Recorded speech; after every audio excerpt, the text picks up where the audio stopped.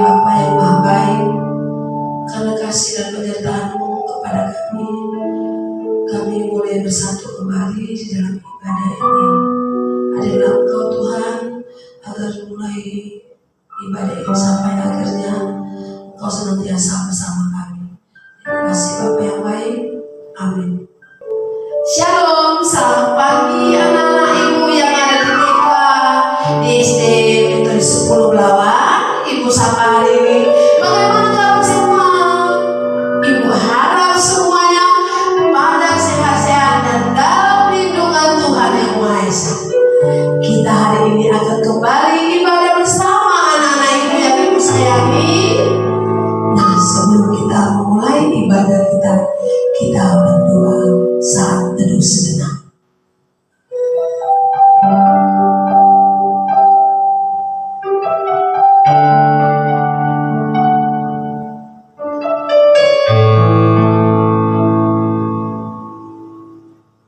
Amin. Nah, anak-anak ibu sayangi dan ibu kasihi, sudah siap untuk memuji Tuhan hari ini? Ibu harap semuanya bergembira bersama-sama ibu yang hadir untuk memimpin anak-anak ibu yang ibu sayangi. Nah, kita sama-sama memuji Tuhan dengan satu laguan. Coba lihat di sana. Kita bergerak bersama yuk semuanya.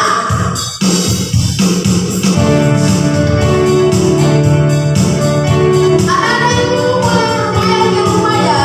Boleh bersama-sama ibu bernyanyi bergembira memuji Tuhan.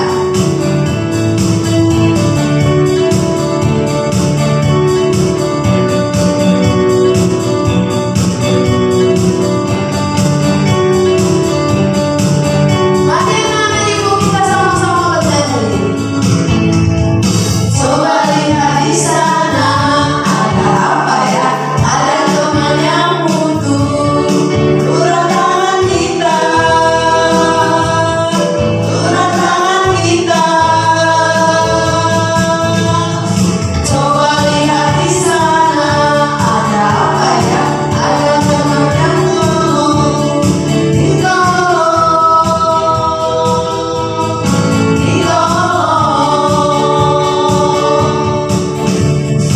Ayo jalan teman-teman, Tuhan Yesus bersamamu.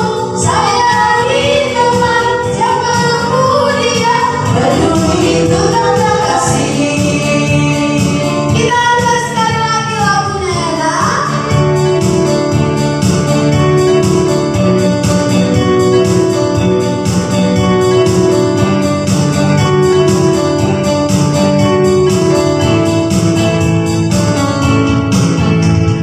Coba lihat di sana ada apa ya?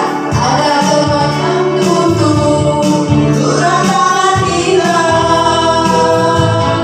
lurah tangan kita. Coba lihat di sana ada apa ya? Ada teman yang perlu ditolong,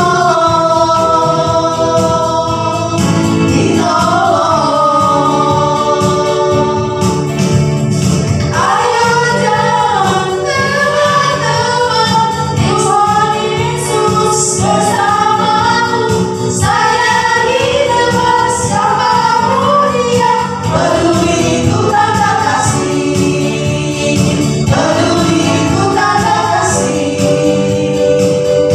Nah, anak-anak ibu, kita sudah bernyanyi satu lagu bahwa kita ada teman yang harus kita tolong. Nah, kepada siapa kita minta tolong nak? Iya, kepada Tuhan Yesus.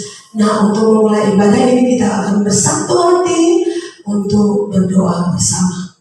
Tundukkan kepalamu, lipat tanganmu, kita berdoa. Bapa Surgawi, Bapa yang kami kenal dalam nama Tuhan Yesus, terima kasih Bapa yang baik buat kasih dan penyertaan-Mu kepada kami, sehingga Tuhan di pagi hari ini kami boleh bersatu hati memuji Engkau lewat pujian dan firman yang akan kami bawakan.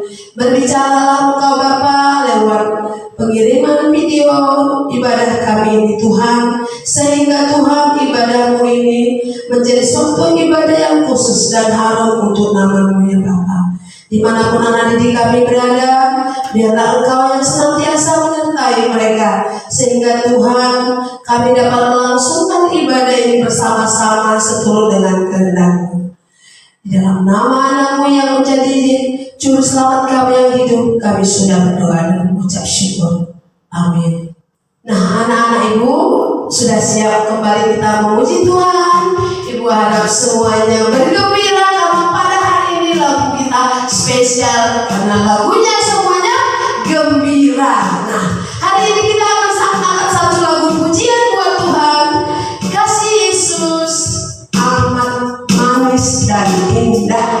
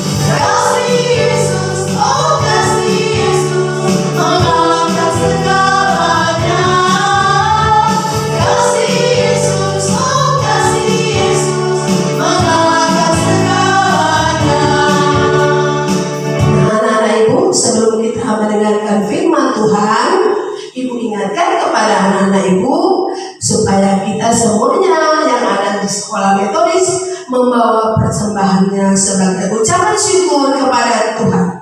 Ya, anak ibu yang ada ibu kasih di rumah maupun nanti yang ada di mana pun berada, yang masuk ke sekolah, berikan persembahanmu kepada Tuhan. Untuk itu kita satukan hati kita kembali untuk berjanji kepada Tuhan dengan menyanyikan lagu Tuhan Yesus Aku Berjanji. Kita nyanyikan bersama.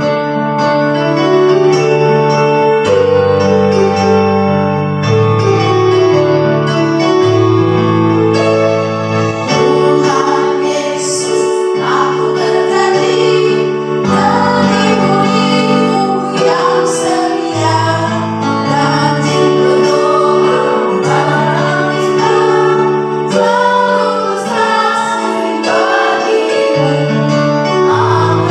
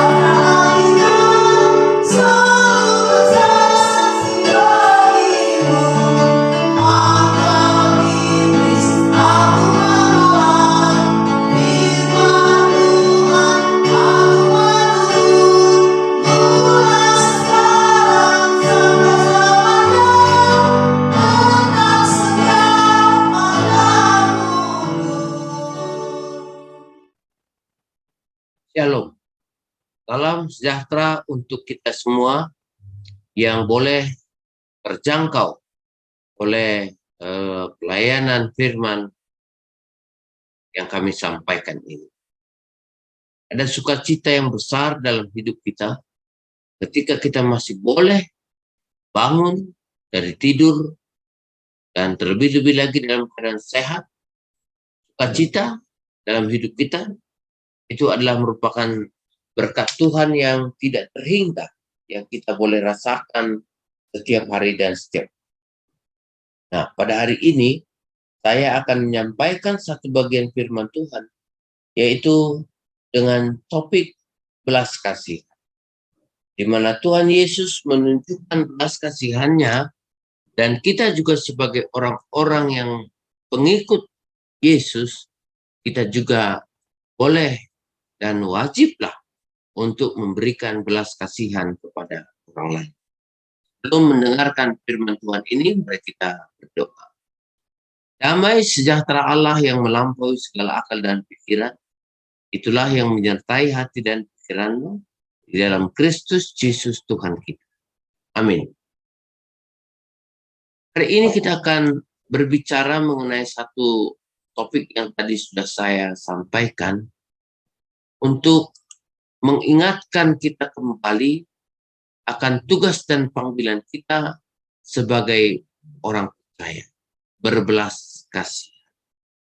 Matius 9 ayat 35 sampai dengan ayatnya yang ke-38 berbicara demikian dalam nama Tuhan Yesus. Belas kasihan Yesus terhadap orang banyak. Demikianlah Yesus berkeliling ke semua kota dan desa, yang mengajar dalam rumah-rumah ibadat dan memberitakan Injil Kerajaan Surga, serta melenyapkan segala penyakit dan kelemahan. Melihat orang banyak itu, tergeraklah hati Yesus oleh belas kasihan kepada mereka, karena mereka lelah dan terlantar seperti domba yang tidak. Maka katanya kepada murid-muridnya, tuaian memang banyak, tetapi pekerja sedikit. Karena itu, mintalah kepada Tuhan yang empunya tuaian itu, supaya ia mengirimkan pekerja-pekerja untuk. Supaya ia mengirimkan pekerja-pekerja untuk. Tuaian, ya, tuaian memang banyak, tetapi pekerja sedikit. Bapak, Ibu, saudara-saudara, dan anak-anak sekalian yang pada hari ini menyediakan waktu untuk mendengarkan firman Tuhan. Belas kasihan itu adalah suatu perasaan, ya. Satu perasaan yang menggerakkan hati sanubari orang. Jadi kalau dikatakan satu perasaan, itu bisa saja dia tersimpan di dalam pikiran, di dalam hati manusia, tanpa ada gerakan. Namun belas kasihan itu bukan sesuatu yang mati atau kaku. Belas kasihan ialah suatu perasaan yang menggerakkan hati sanubari orang. Nah, perasaan ini yang membuat kita merasa sedih, merasa prihatin, merasa peduli, merasa empati ketika melihat penderitaan dan kemalangan sesama kita, disertai dengan dorongan yang kuat untuk menolong. Jadi itu belas kasihan. Jadi nggak bisa hanya kita bilang, wih kasihan sekali ya, lalu kita lewat. Wih kasihan sekali ya, lalu kita lewat.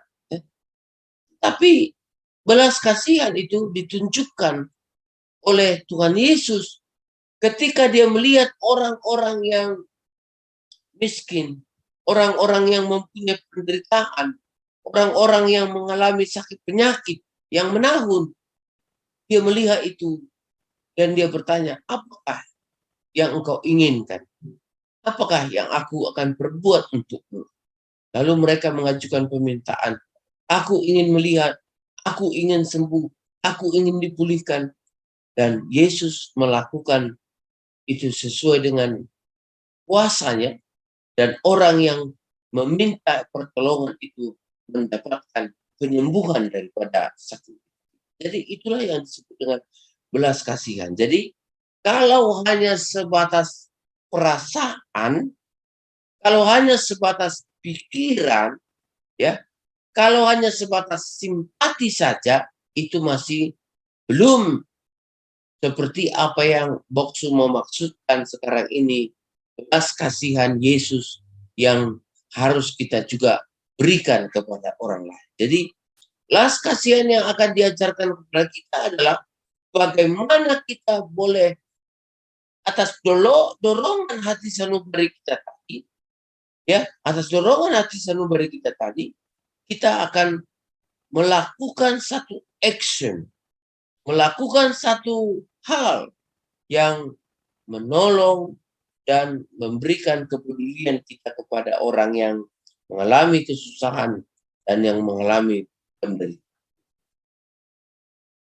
Firman Tuhan mengatakan dalam Kolose 3 ayat yang ke-12, karena itu sebagai orang-orang pilihan Allah yang dikuduskan dan dikasihinya, kenakanlah belas kasihan, kemurahan, kerendahan hati, kelemah lembutan, dan kesabaran.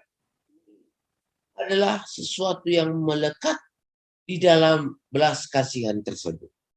Orang yang mempunyai belas kasihan, dia adalah orang yang mempunyai kemurahan, dia adalah orang yang mempunyai kerendahan hati, dia adalah orang yang mempunyai kelemah lembutan, dan dia adalah orang yang mempunyai kesabaran. Ya. Ini adalah merupakan satu wujud nyata ketika kita menerima hidup kita sebagai anak-anak Tuhan. Tentu kita juga harus melakukan apa yang diperintahkan oleh Tuhan yang adalah Allah dan Bapa kita. Lalu teman-teman sekalian, gimana ya?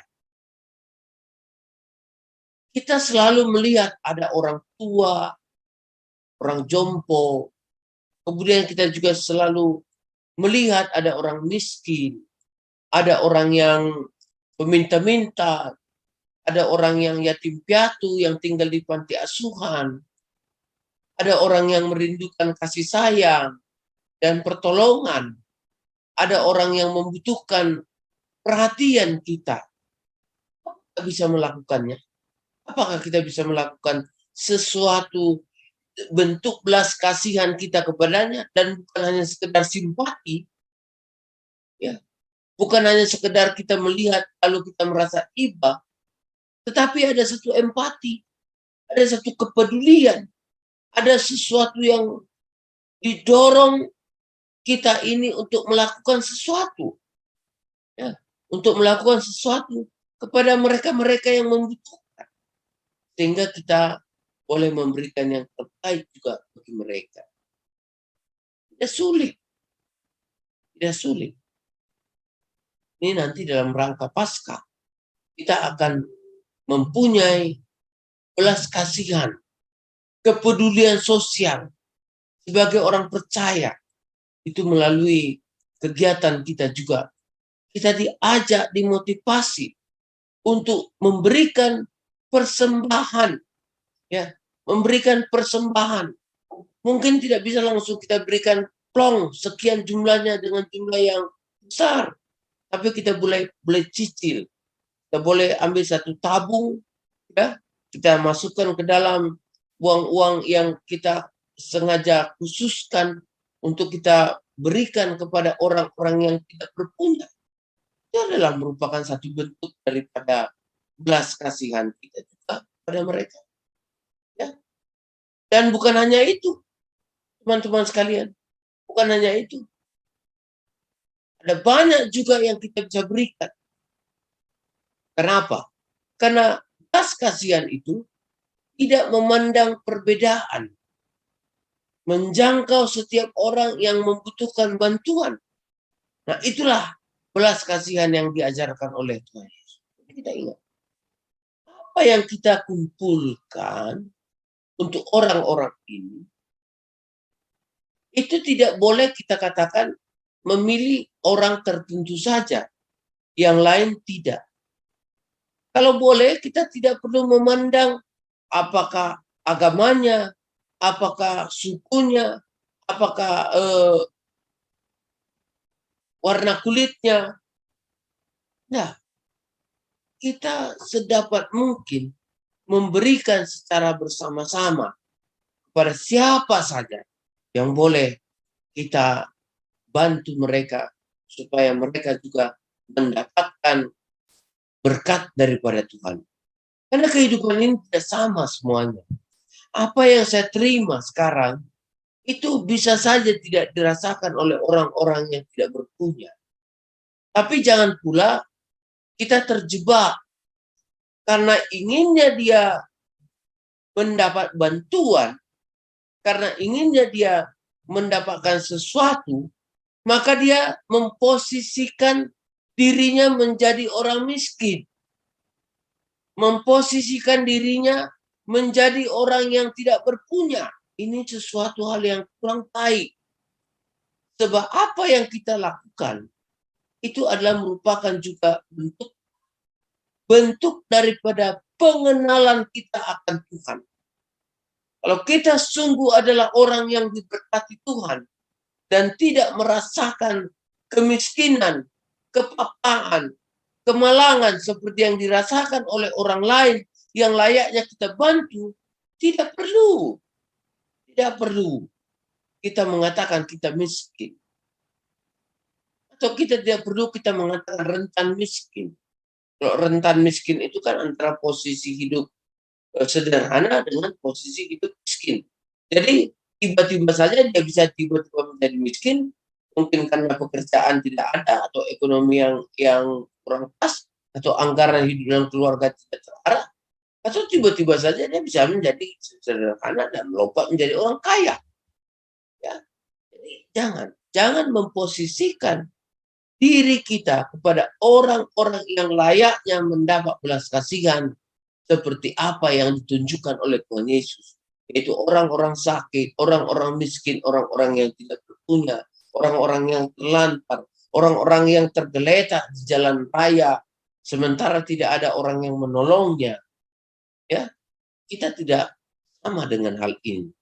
Namun kita juga tergerak hati kita untuk membantu mereka supaya mereka juga boleh mendapat berkat yang layak dalam kehidupan. Makanya saya katakan tadi, jika kita memberi pertolongan, berbelas kasihan, kita tidak perlu memandang perbedaan. Kita tidak perlu memandang sara, ya, suku, agama, ras, antar golongan. Tidak perlu. Oh, dia itu bukan satu partai dengan saya. Oh, dia itu bukan satu kelompok dengan saya.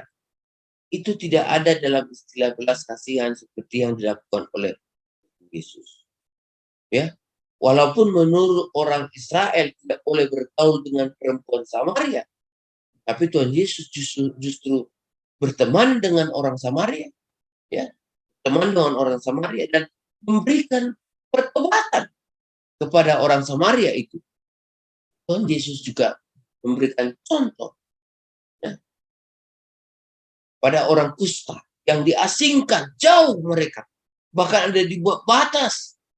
Ketika orang memberikan makanan kepada orang kusta, maka makanan itu ditaruh di satu tempat yang diantar, lalu di sana sudah ada tempat makanan untuk orang kusta ini dituangkan, lalu orang ini cepat-cepat lari, lalu orang kusta itu ngumpet-ngumpet. Sudah dikasih nggak makanannya? Lalu kalau sudah dikasih makanan, cepat-cepat orang kusta ini lari, mengambil itu dan melahapnya sebagai orang yang sangat kelaparan.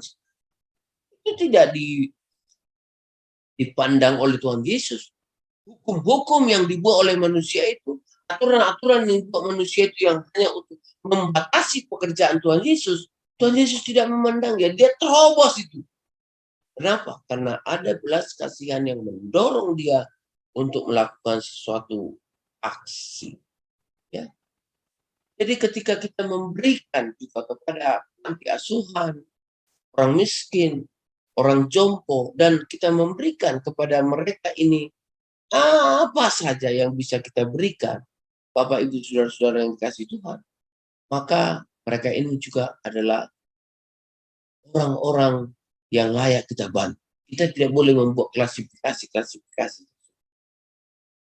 Apakah hanya uang yang bisa kita berikan untuk menunjukkan belas kasihan kita? Tidak. Ada banyak. Ketika kita peduli juga dengan orang sakit, ada orang tua kita yang sedang sakit, kita cerita-cerita, kita menghibur dia, kita memberi joke kepada dia, kita memberikan cerita-cerita yang indah, kita memberitakan firman Tuhan apalagi kepada mereka, itu juga akan membuat hati mereka bersukacita. Ya. Itu juga akan membuat mereka berbahagia. Ketika kita juga memberikan persembahan kita, ya, bantuan kita sharekan untuk orang-orang yang membutuhkan, itu juga merupakan bentuk daripada kepedulian kita. Bentuk daripada kita memberikan sesuatu kepada orang lain. Tuhan katakan, tuaian banyak, tapi pekerja-pekerja sedikit. Maka mintalah kepada tuannya, Tuhan yang mempunyai tuaian itu, supaya dia memberikan pekerja-pekerja. Jadi dalam hal ini adalah, kita memberikan bantuan, kita termasuk orang yang bekerja untuk Tuhan. Tuaian itu adalah pekerjaan kita di dunia ini banyak.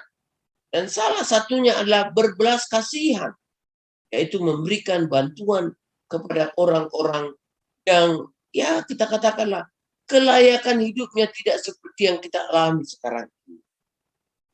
Kalau kita memandang hari ini, kita mendapatkan berkat seperti sekarang, itu adalah karunia Tuhan. Bukan karena upaya kita. Namun kalau kita hari ini melihat orang yang kesusahan, mereka yang yatim piatu, mereka yang miskin, mereka yang terlantar hidupnya, itu juga bukan keinginan Tuhan, tetapi kesempatan yang diberikan Tuhan bagi kita untuk melihatnya, supaya kita tahu bersyukur. Dan kita juga bergerak untuk membantu mereka, sehingga mereka juga mendapatkan kehidupan yang layak. Karena semua orang yang di kolong langit ini adalah merupakan berkat yang diberikan Tuhan kepadanya, semua adalah sama, Bapak Ibu Saudara-saudara dan anak-anak yang dikasihi. Kita juga bisa memberikan senyuman kepada mereka. Saya pernah jumpa dengan satu orang ibu. Saya lihat dia cemberut. Tanpa banyak tanya, saya hanya menduga-duga bahwa dia mempunyai satu beban dalam pemikirannya. Dan mungkin itu mengganggu dalam aktivitasnya, sehingga dia berbuka murah. Lalu saya sapa dia, "Ibu, maaf ya, senyuman saya tidak menarik, tapi saya sudah berusaha untuk tersenyum untuk ibu." Lalu dia lihat saya, dia tersenyum, walaupun seperti tersenyumnya itu seperti harus ditarik begini ya, harus ditarik begini, karena mungkin ada pikiran yang berat di dalamnya. Dia katakan, "Terima kasih ya Pak, udah tersenyum dengan saya. Sedikit perasaan saya terhibur. Memang ada apa Ibu yang bisa saya bantu untuk saya carikan pemikiran untuk jalan keluarnya?" Lalu dia katakan, "Benar Pak, saya sudah lama tunggu-tunggu orang yang mau dengar saya bercerita. Tapi sebenarnya saya takut. Karena saya takut orang lain justru berpikiran negatif tentang cerita saya.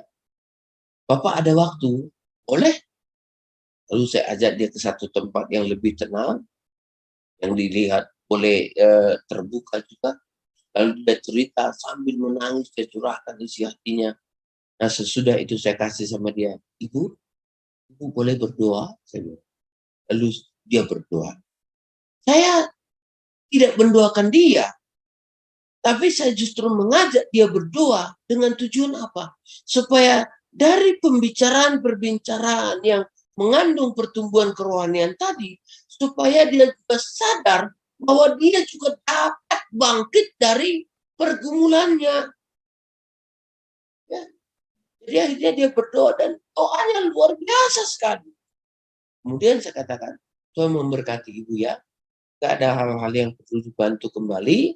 untuk dipikirkan atau dicarikan solusi, Ibu boleh telepon saya. Nomor saya, nomor ini. Ada, Ibu ada handphone? Ada, dia ambillah gadgetnya, dia SIM. Kita komunikasi. Jadi terkadang dengan senyuman, dengan keramah tamahan, dengan kepedulian sharing, orang lain juga terbantu. Jadi tidak semua hanya dengan harta atau uang.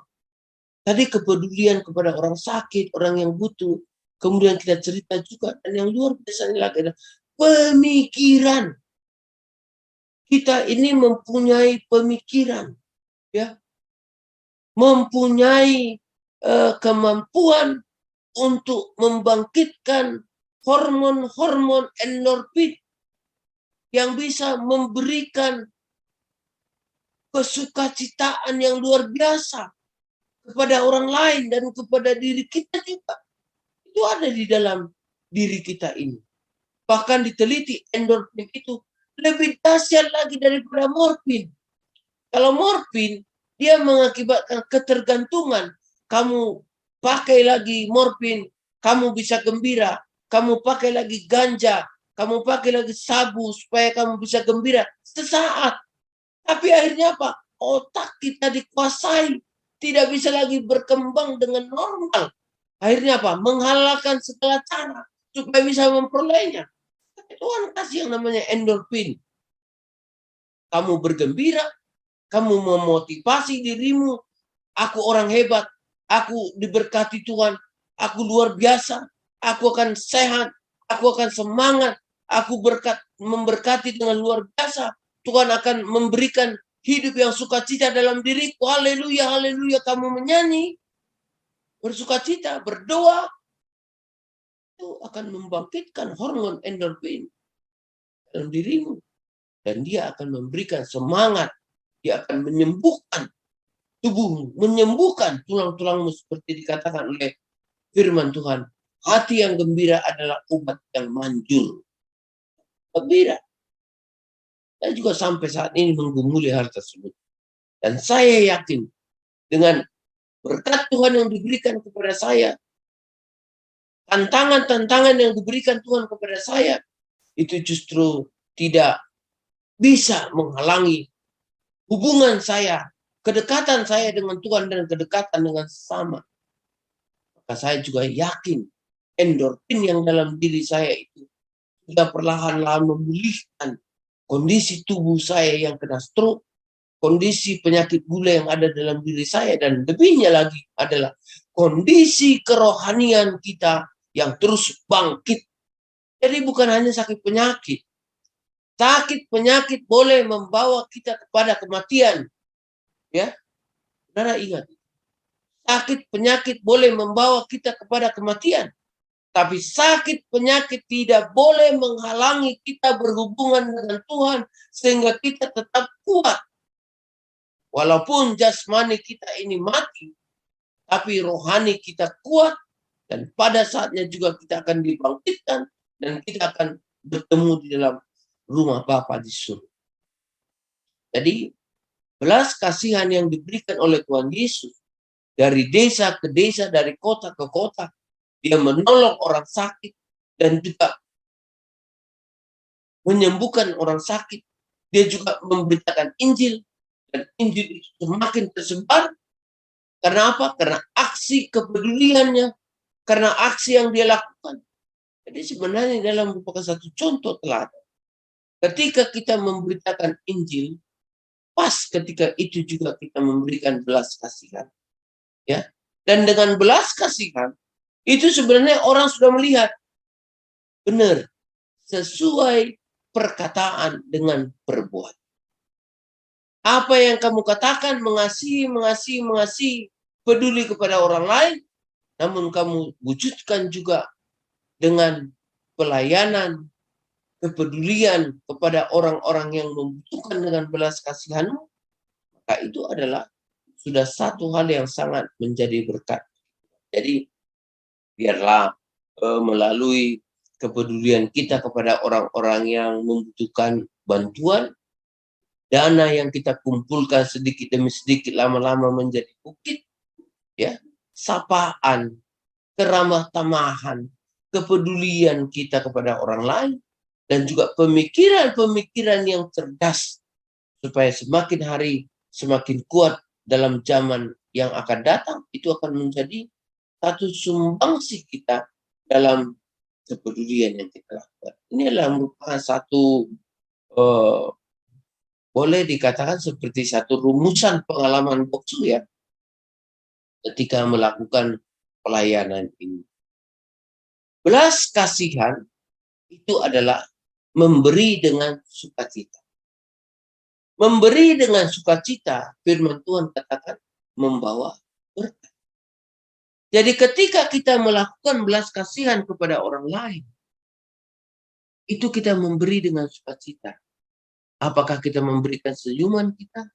Apakah kita memberikan dana kita? Apakah kita memberikan perhatian kita?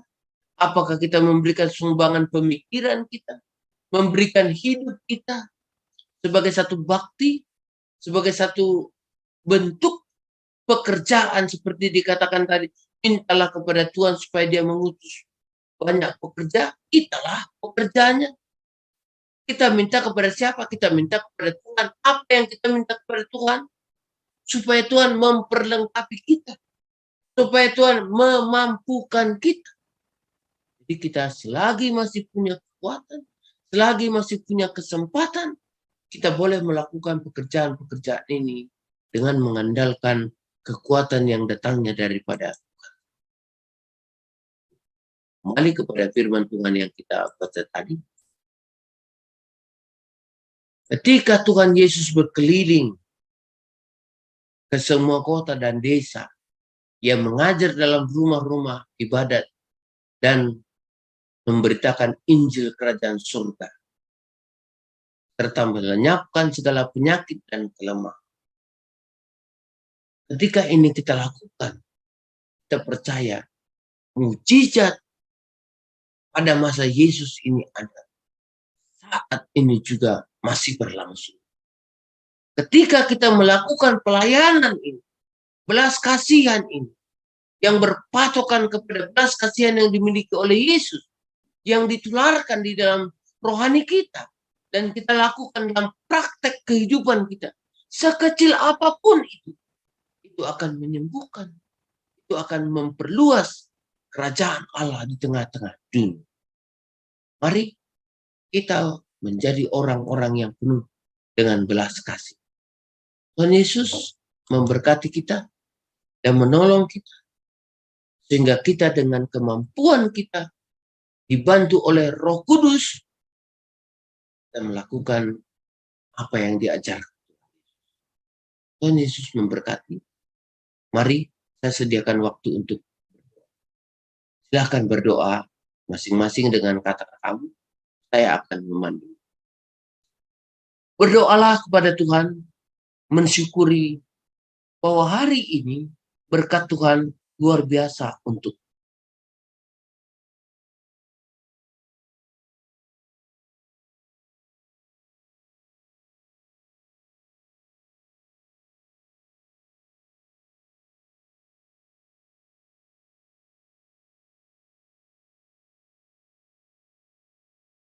berdoalah juga minta kiranya Tuhan memperlengkapi engkau sebagai pekerja-pekerja, sebagai hamba Tuhan, sebagai anak-anak Tuhan yang mau berbelas kasihan dengan apa yang ada yang boleh kamu persembahkan dalam hidup. Baik melalui perkataan, perbuatan, harta, pikiran, dan seluruh kebaktian baktimu dengan hidup yang diberikan Tuhan kepadamu. Mintalah Tuhan memperlengkapi engkau.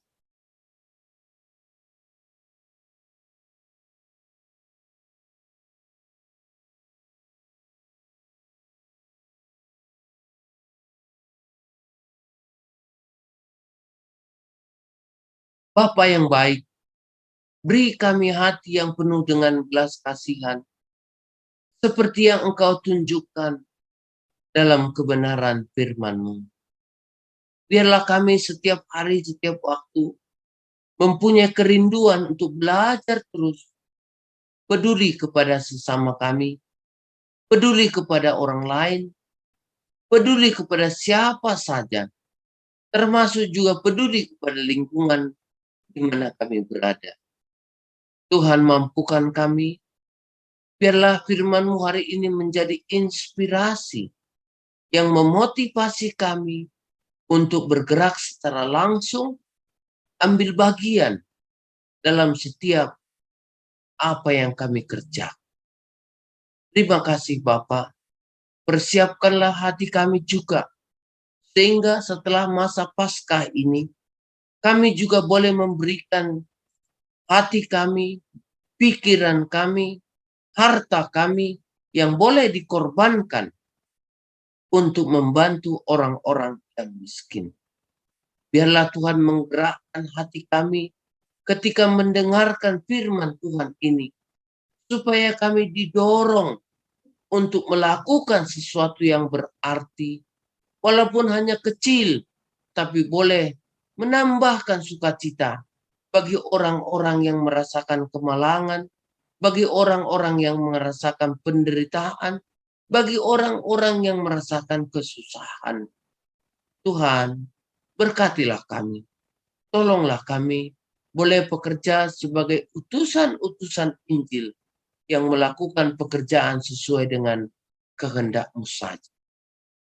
Kami berdoa dalam nama Yesus Kristus Tuhan kami yang hidup. Amin. Mari, bukalah hatimu, terimalah berkat daripada Tuhan. Kasih karunia Allah Bapa dan kasih setia Tuhan Yesus Kristus, serta persekutuan di dalam Roh-Nya yang kudus, menyertai engkau hari ini, besok, bahkan sampai selama-lamanya. Amin. Shalom. Tuhan berkati hidup kita.